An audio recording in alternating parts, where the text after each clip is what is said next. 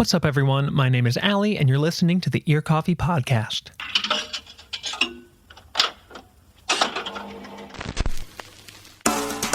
Last fall, I caught up with Peter Miller of We Are The Willows to talk about their 2024 album, Inside Voice, aka IV, aka 4. I've been a fan of the band for several years now, so it was a delight to finally get Peter on the show for this week's episode.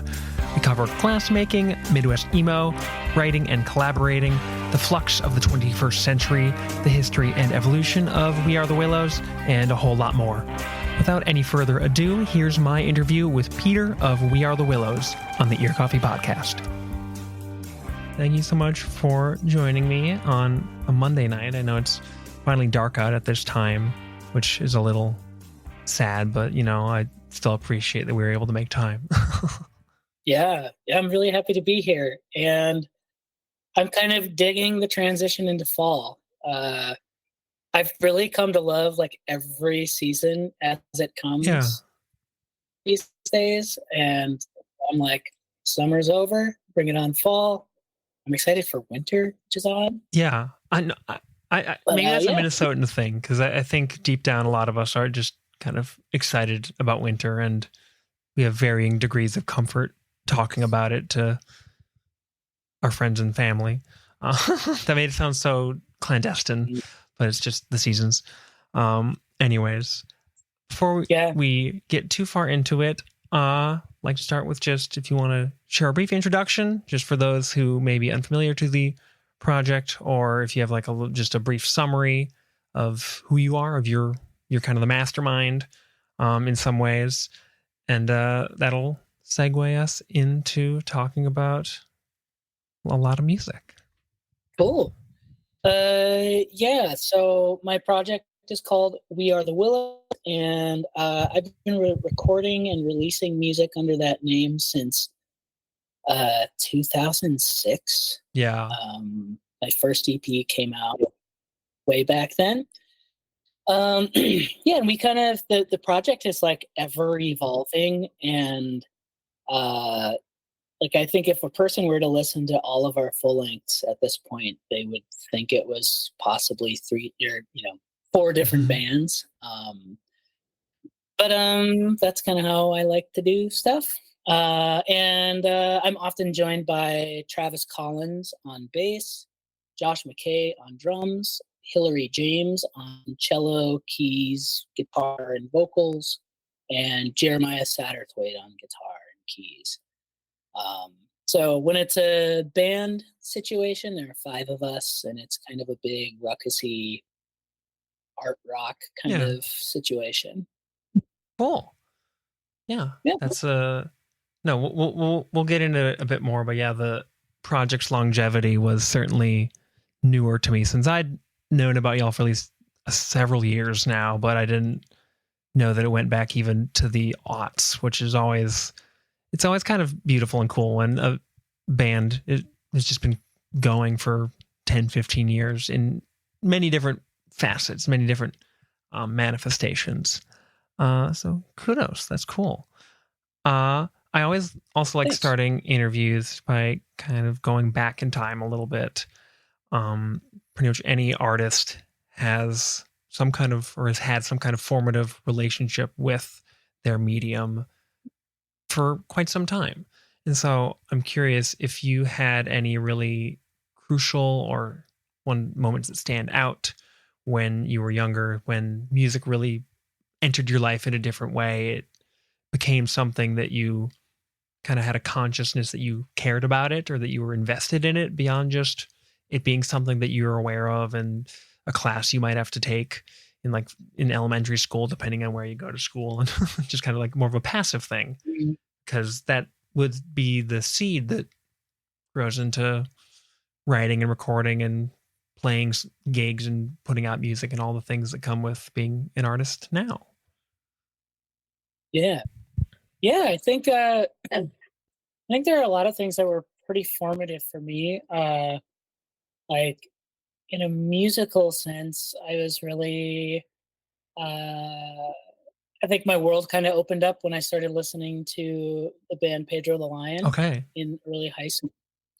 Again, and that's a dude who's also been doing this thing for a long time, and it's kind of part of like, in some ways, tracking the guy from Pit of the Lion. His name's David Bazan, and sort of tracking his career has been a part of like like a kind of point that my like creative sonar can kind of like bounce off and be like, oh, this is possible to like do this thing. Yeah. So he and his music has been really influential to me, but also I grew up with parents who were self-employed, and they had a shop at the Renaissance Festival for about 25 years. Oh, wow.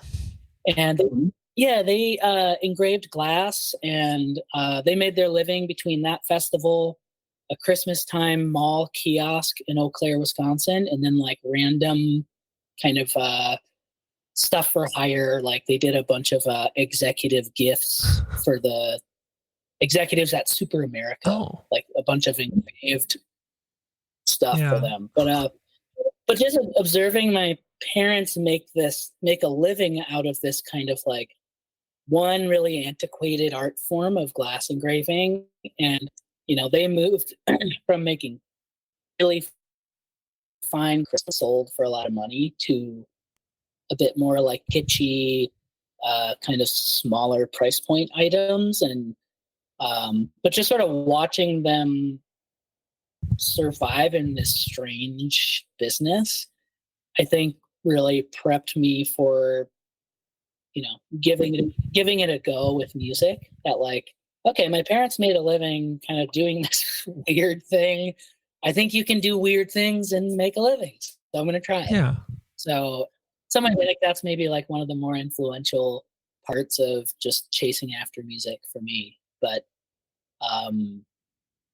and then just, I don't know, just like as soon as I learned like 2 chords, I was compelled to write songs. And there's something about that just like being able to kind of like imagine something into existence is still the coolest thing. Like I still am just in love with it. So yeah.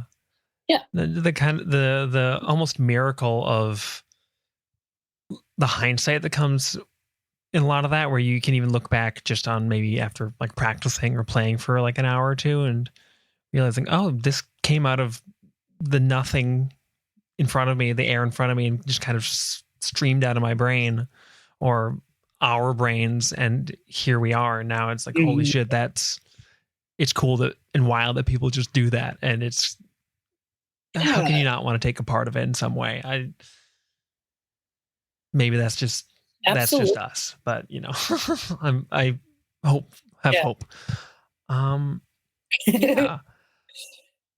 With We Are the Willows, so maybe jumping a little bit ahead, even just to the beginnings of the project.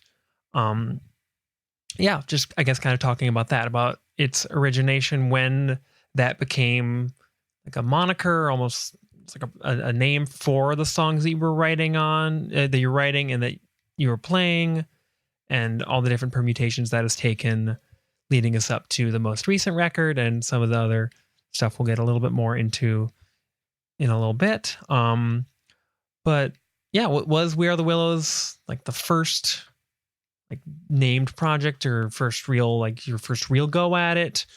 Real is kind of a poor choice of word for it, since it's all real, but I think you know what I mean. It's all real, but I know what you mean for sure. No, We Are the Willows started as a side project in college, and shortly after college, I played in a band called Red Fox, Gray Fox. It was like a had the same feel as like late 90s emo music, like American Football or the first Jimmy Eat World record. Okay. It was the first band I ever toured with. And so that's where I kind of like, our bassist booked all the stuff, and slowly I sort of like started to understand the kind of mechanism.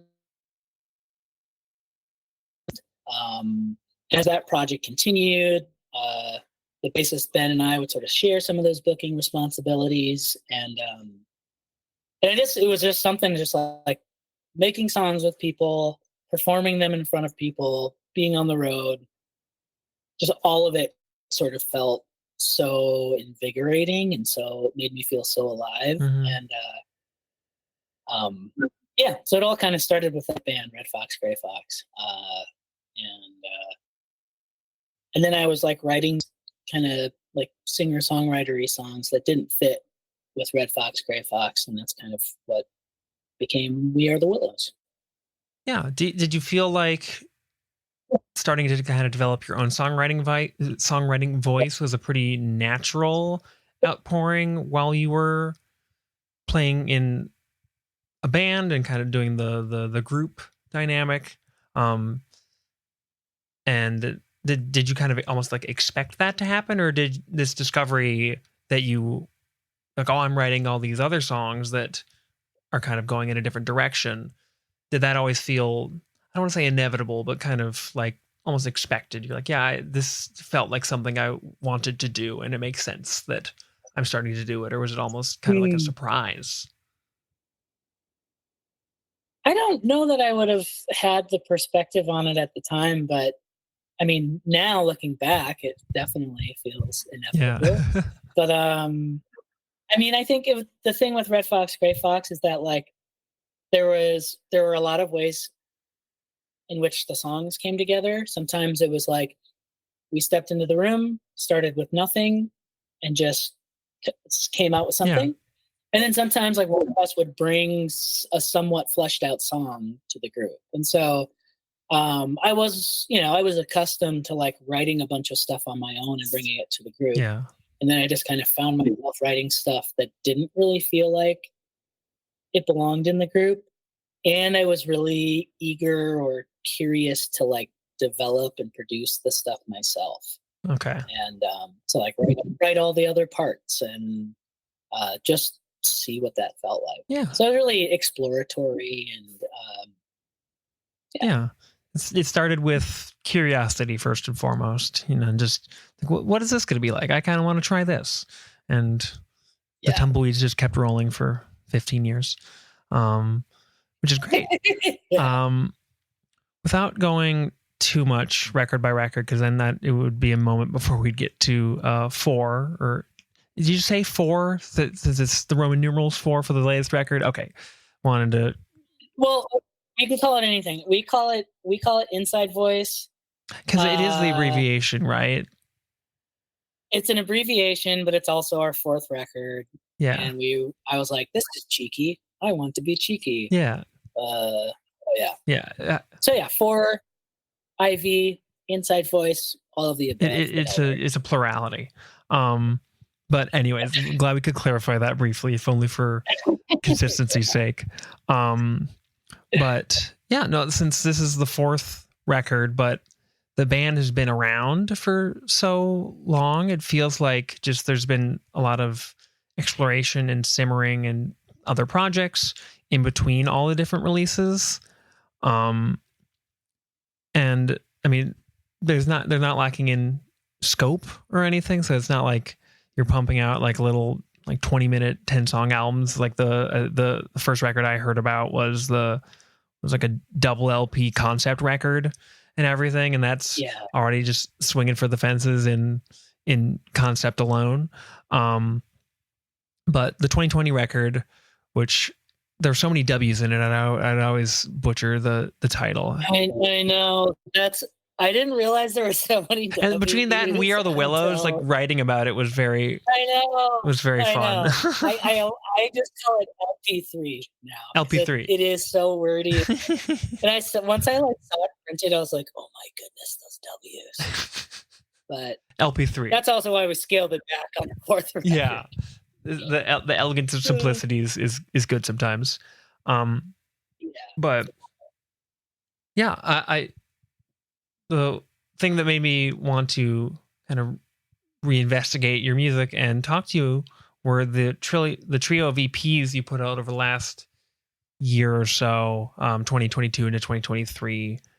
And somewhere in there's the 8-minute single that's kind of floating loose in its own orbit. So with those kind of precursors to to Inside Voices. How did those kind of, I don't want to say interstitial releases, because that almost, we're not diminishing them in and of themselves, but the latest record feels like a culmination of a lot of the things you were exploring and writing about on those songs. And that'll kind of take us into how this record itself started to come to life. So talk a little bit about that through line, how that felt to you creatively, and if it made sense, if it did make sense, if it was surprising. Hopefully it was surprising, because I think we have a lot of capacity to surprise ourselves, and that's great.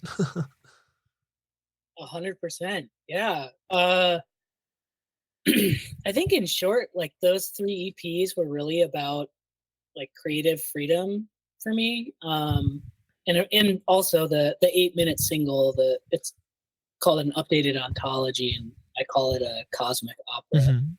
But those are all about like creative freedom. And Willows started as a solo project, and then it kind of became a band. And then the terms of that agreement with everybody, like, were always changing, and we're always somewhat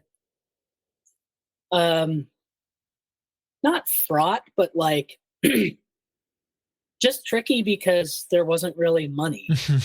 Yeah. And so I had these folks who like were invested, they invested their time, they wrote their own parts for a lot of their stuff, but then I still kind of had this grasp on the project, like, this is my project.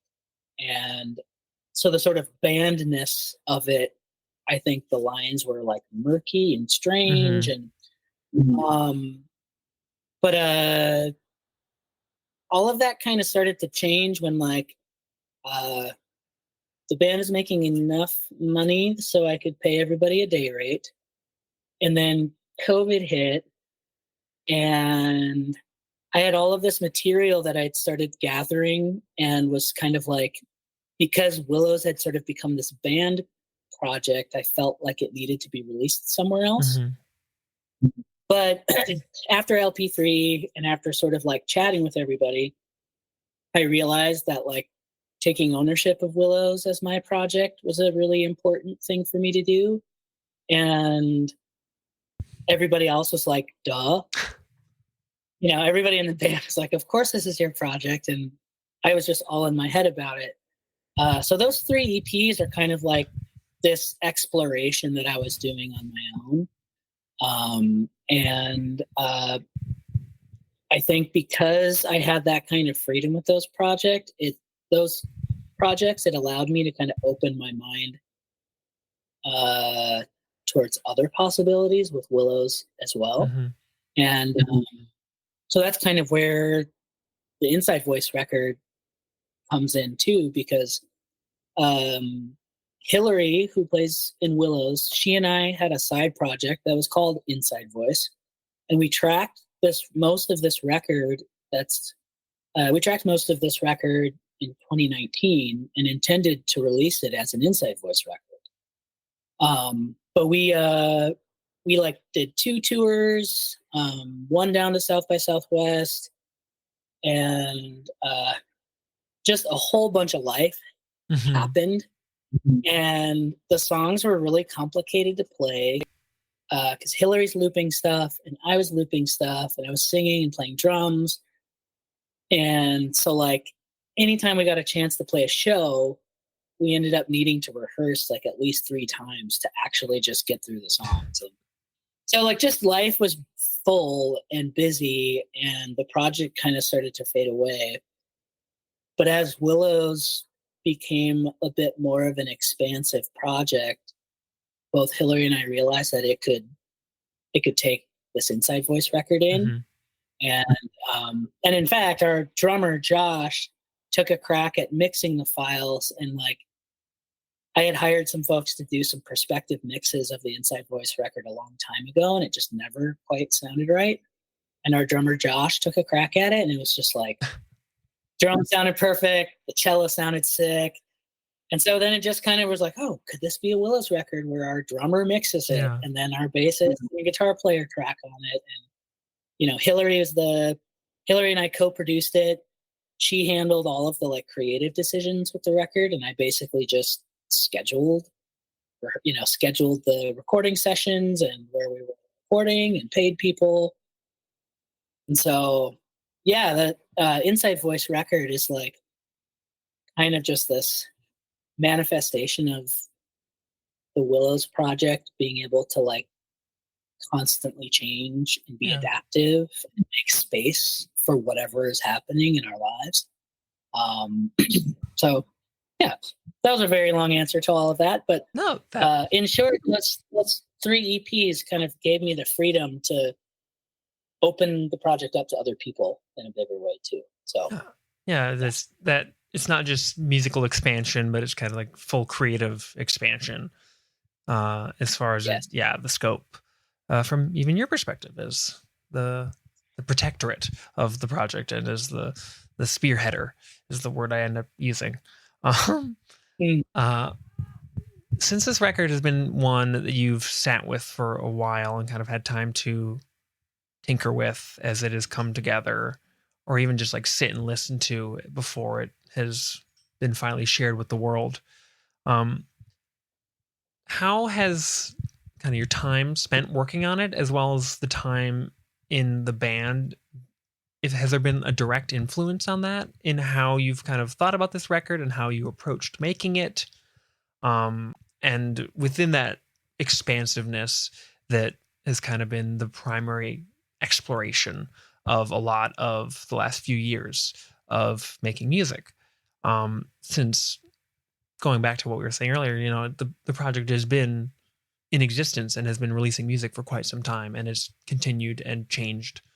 And so, as piggybacking off of your previous answer, how is that all connected, I suppose, in a more creative sense, as you've experienced the opening of that freedom instead of necessarily just thinking about it and coming to those realizations in the moment and like, here's what we should do more logistically, I guess.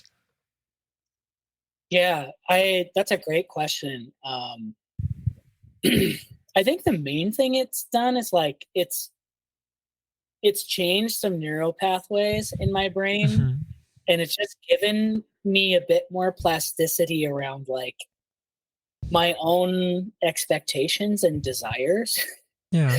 Where it's like I spent so much time in the past like being like, this is the plan, this is what we're doing, let's go. And of course hitting all these roadblocks and getting really frustrated, and like it just kind of, this new sort of like attitude of exploration, curiosity, and like improvisation has really affected both one, how we write as when we write songs together, but also just like, on a simple kind of administrative level as a band.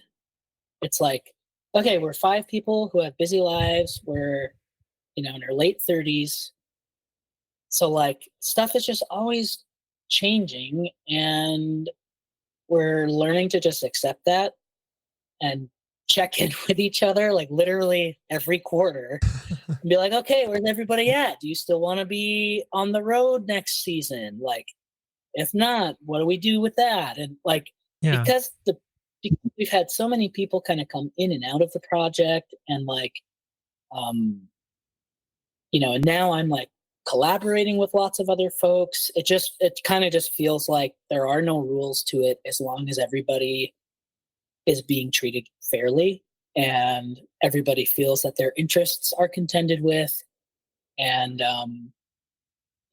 and this sounds kind of, well, I don't know how that sounds, but I will say too that like, because I am now paying everybody a day rate for our shows and stuff, like I think everybody's position or how they relate to decision making really changes too. Yeah.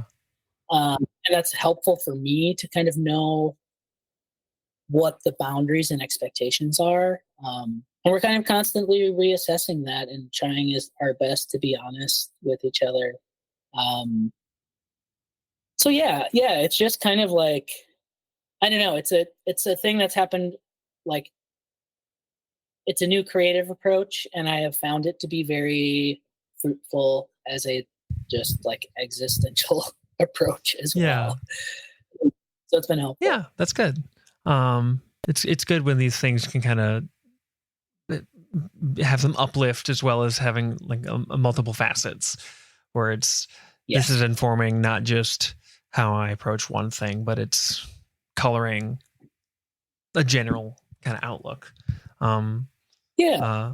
Well, it feels like a form. Yeah. You know what I mean? It's like, and like, oh, this form can be applied to these different areas. Mm-hmm. And yeah, so that's been cool. Getting into the music of the record, since we would be remiss to gloss over that. This record also feels like a very kind of exploratory, open record. It's the band's shortest release, at least from what I could tell. And there is but there's still a lot going on within it, both just kind of in terms of new things that y'all are trying, how you're making everything intersect and overlap and harmonize and work together. So yeah, I definitely wanted to ask a bit about what was the process of writing the record's music? How did that come together? How did you envision any of that kind of from the perspective of when you're first kind of conceptualizing it? It was like, oh, we're writing some songs. How do we want to make this sound? Versus the discovery that happens in the moment of trying to make it sound a certain way. And then like, oh, this actually sounds pretty cool too. What if it sounded this way? And having everyone else come in and share their input, put their spin on things, as behooves, I think, a band. So yeah, this is just kind of like a springboard to talk about the record's music and how you feel about it, how it makes you feel, and how it came together. And yeah, any other insight that might come to mind when you think about the compositions? Yeah. Well, these songs, like, they all came out of like pure improvisation. Hillary and I would get together on Tuesday mornings, and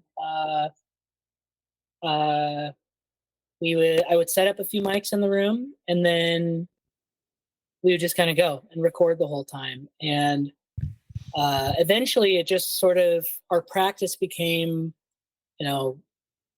recording a bunch of improvisations, and then spending, let's say in like a month, we would do like 3 weeks of improvising, and then on the fourth week we would go through all the files and just listen to moments and sections that really felt cool. Mm-hmm.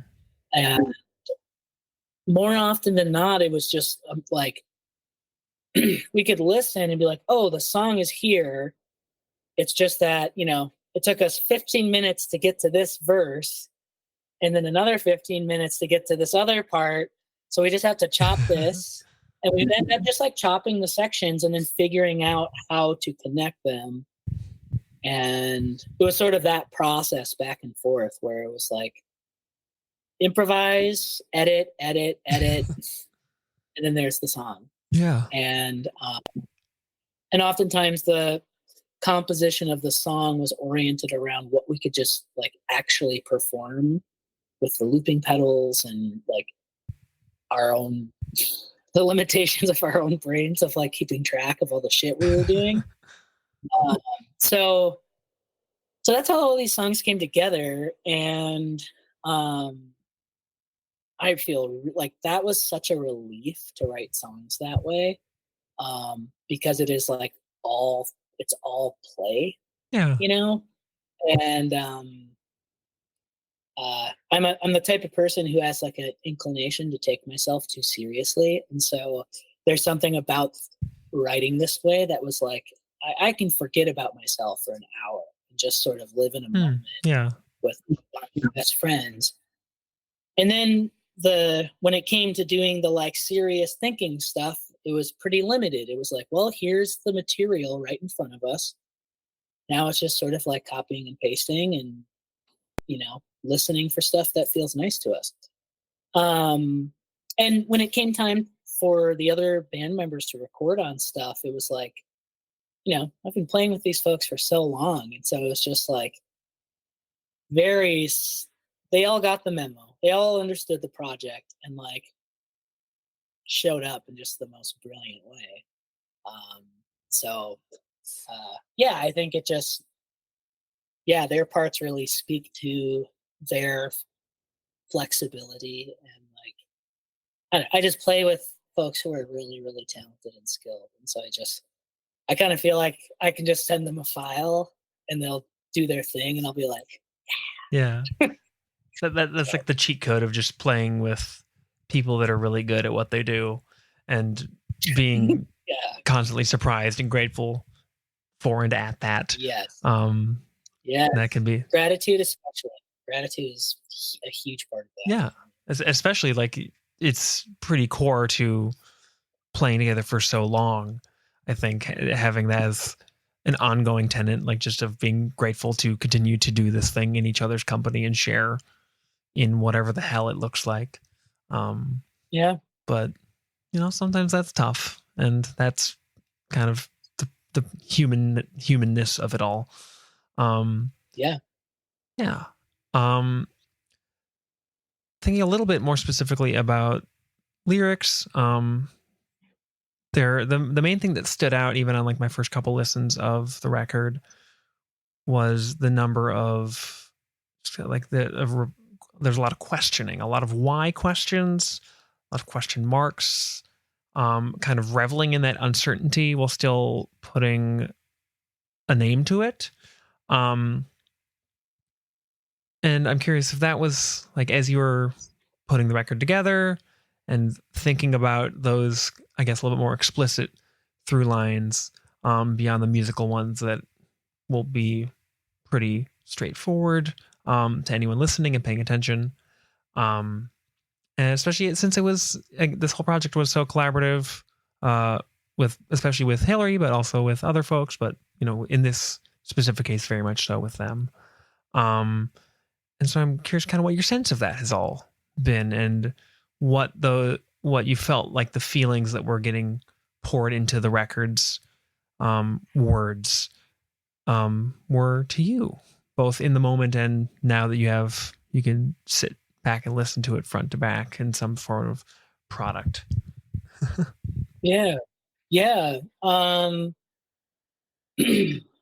Well, I think one of the things that really influences the lyrics and kind of nature of the vocal melodies on this record is that, when we wrote these songs, I was playing drums.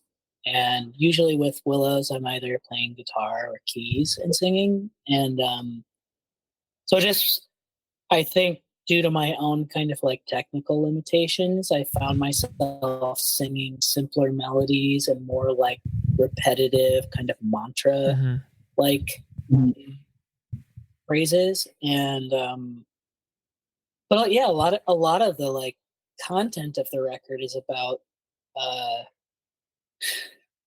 the nature of being alive in the 21st century and with the technology that we have now, and just how much our society has shifted and is in flux around this technology, and how it like how we prioritize our time and how we think about ourselves. I can often feel somewhat fractured because I'm like living my life on these online places, but it's like a part of myself. It's a presentation of self. It's also kind of a business component. Yeah. I'm speaking specifically here to social media, but even more broadly, just like our access to information, and then discerning truth, and then just discerning like how you behave to one another. I'm still very confused by it all, but particularly at this time, like was really feeling a lot of confusion. And yeah. So I think essentially, I think a lot of the questioning is about like one's own like humanity and in what ways we are giving that up in the service of this other life online. And maybe in particular with regards to our attention. We give so much of our time and attention, and I'm thinking about myself specifically right now as I'm like promoting a record. I'm on this fucking rectangle way too often, promoting an album, and just like I'm feeding the beast that everybody else is looking at, and Yeah. Even the end result of this is going to be hopefully people opening up their rectangles and plugging something in, or having more sound come digitally into their ears, or whether it's hopefully the record or the interview is like, we're going on the rectangle to make people spend more time on their own rectangles. Totally. Which, is like, it's one of those things. It's not all one thing. It's not all awful. I love being able to listen to this kind of stuff, Yeah. But also, I don't know. I love like laying in my yard and looking at the sky. Yeah. So I think I want to do more of the latter as much as I can. Yeah. Without coming across as like the preachy, like, hey, we all need to touch grass. No, literally just like laying in your yard and like looking at the sky and just kind of letting that fill your mind is such a soothing and freeing experience that I think we can all just find consistent benefit in it. Yeah. And no, that resonates. I wish I could go lay in my yard right now, but it's a bit dark and cold out. But we'll have time for that soon. Everyone listen to this podcast while you're out laying in your yard, and just leave your phone outside of arm's length and just listen to the record rather. That'd probably be a little bit more fulfilling than just listening to two people have a conversation. But hey, it's up to you. You're the listener. That's right. Kind of tying everything together with this record. Maybe this is just kind of putting a point on a lot of things we've already kind of been talking about, but what is something that you feel like you learned in the process of making this record, even if it's just about how your own creativity functions, about yourself, and kind of how you exist within the contexts of the things that you're singing about, and how you can exist outside of them, and kind of like that duality and mutuality of it all. Since we've kind of talked about this, it feels like before, but a lot of this record feels very much about like synthesizing a lot of feelings and a lot of strange things happening and turning them either into songs or into questions and the feelings that flow between them. So now with a little bit of hindsight, again, since the record is out and available, what is something that you feel like you kind of grew to understand, either about yourself or about something more intangible, through the direct action of making this music? Man, there are a bunch of things. One of the things is like it's really okay to give things time. Like I mentioned before, this record was recorded. Most of it was recorded in 2019. The songs were composed in like 2017. The Willows record, we just sort of got to points where we weren't ready to work on it, so we just let it sit. And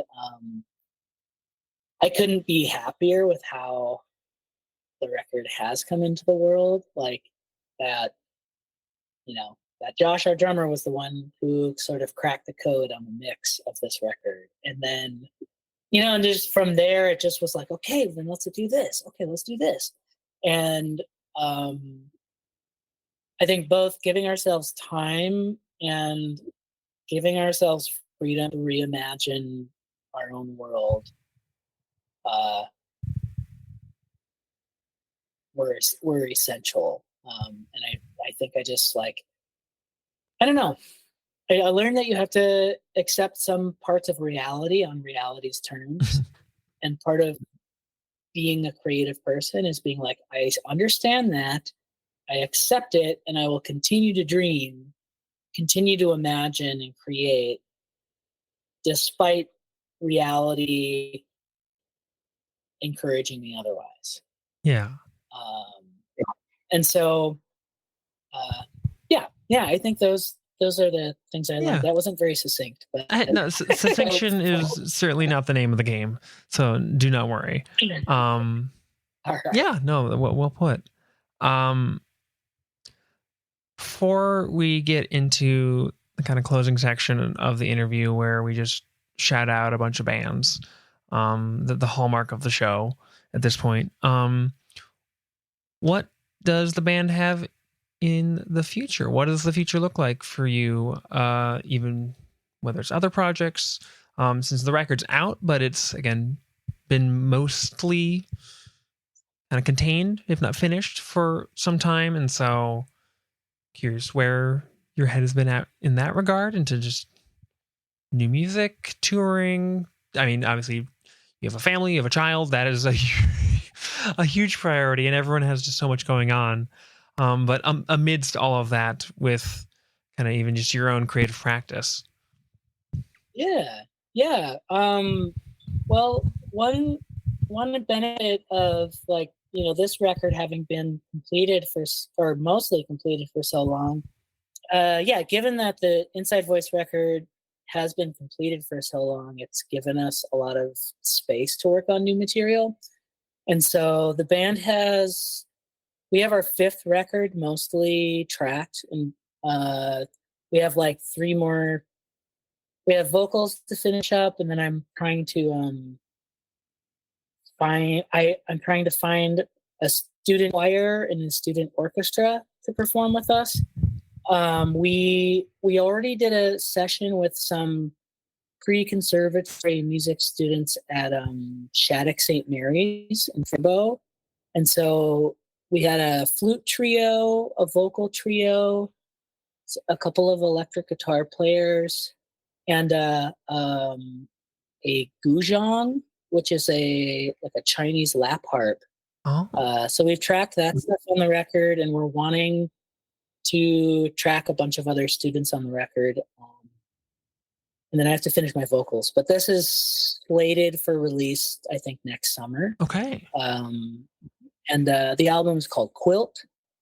And yeah, we're really excited about that. I have a public transit propaganda song coming out.